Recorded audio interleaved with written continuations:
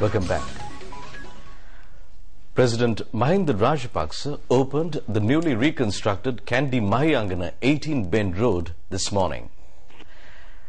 The government spent around 5,000 million rupees for the reconstruction of the road with Asian Development Bank assistance.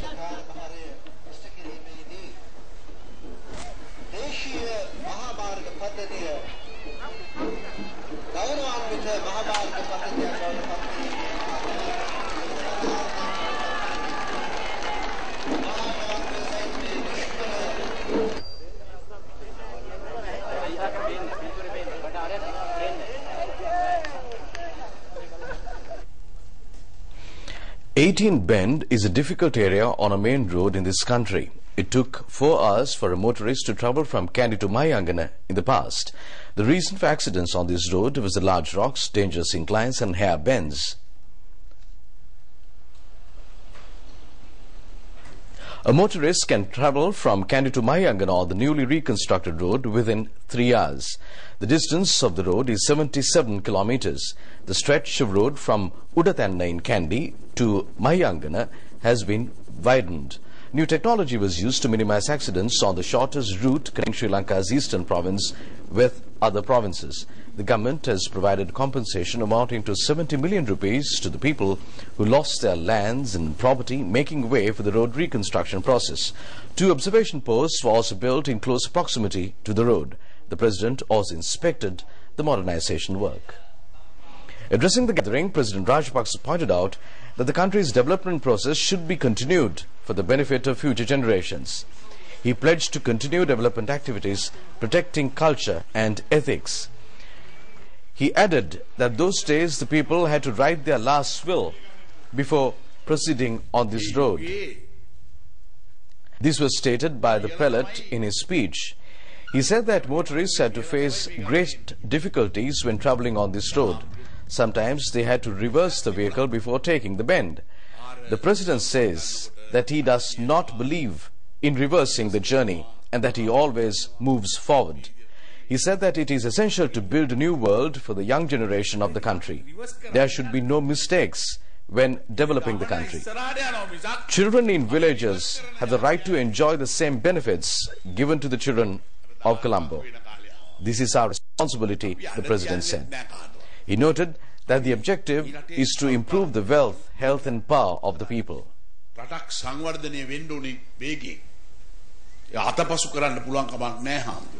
Colombo දරුවන්ට ලැබෙන පහසුකම් සමහර ඒ සමානම ගමේ දරුවටත් සලකන්න. ඒ සමාන ඒ අයිතීන් භුක්ති විඳින්න අපේ දරුවන්ට අයිතියක් තියෙනවා. ඒක ලබා දීම අපේ වගකීමක් යුතුයකමක් කියලා අපි විශ්වාස කරනවා. ඒ ආයු වඩකෝ බල වඩකෝ සුඛ වඩකෝ වර්ණ වඩකෝ අපිටත් ඕනේ ඒක. ජනතාවගේ ආයු වර්ණ සැප බල වර්ධනය කරන්න තමයි අපිටත් ඕනේ.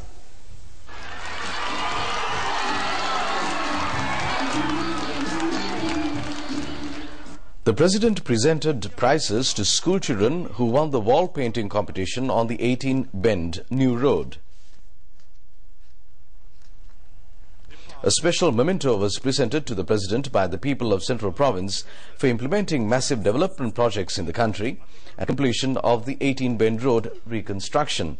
The members of the Mahasangha, Chief Minister of the Central Province, Sarath Ekanayaka, Deputy Highways Minister, Nirmala Kotalabala, several ministers and MPs were among the large gathering that attended the opening ceremony.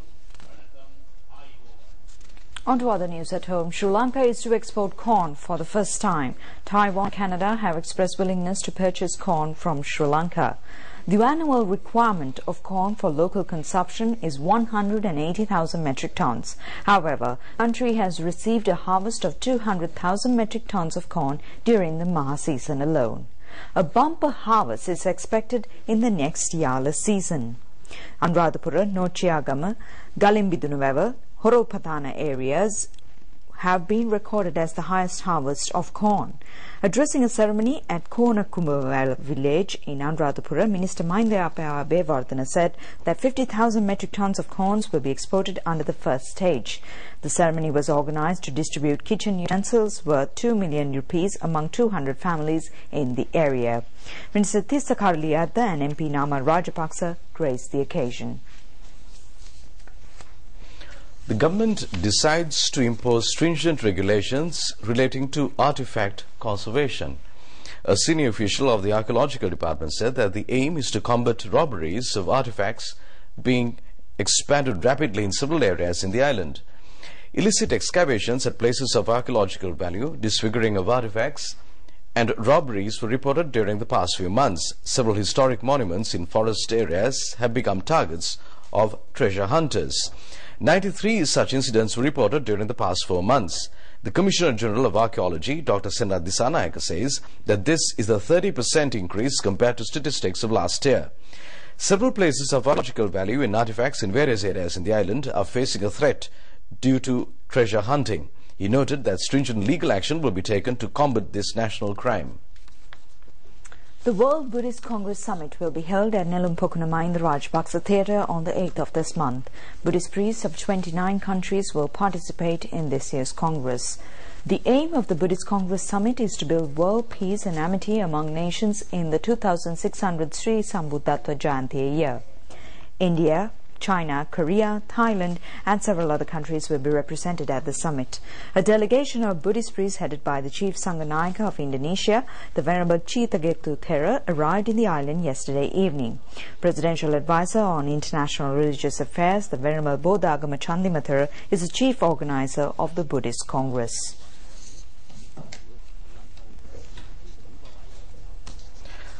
Today is the final day of the Vesak Bhakti Gita recital organized by the Ministry of Information and Media. Employees of all institutions functioning under the ministry participated in the Bhakti Gita recital.